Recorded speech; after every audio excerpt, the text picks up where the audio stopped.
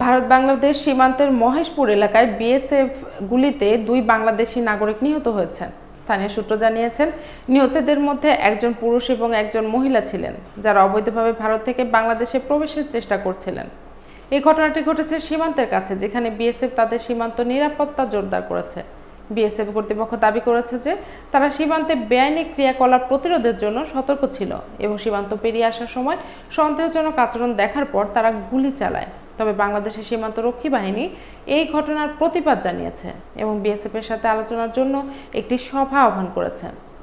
বাংলাদেশের বিভিন্ন মানবাধিকার সংগঠন এবং স্থানীয় নেতা এই ঘটনার নিন্দা জানিয়েছেন এবং সীমান্তে অনিরাপত্তা ও মানবাধিকার লঙ্ঘনের অভিযোগ তুলেছেন। ঘটনাটি ঘটার পর 2 দেশের মধ্যে সীমান্ত নিরাপত্তা এবং সম্পর্কের অবস্থা নিয়ে আলোচনা চলছে।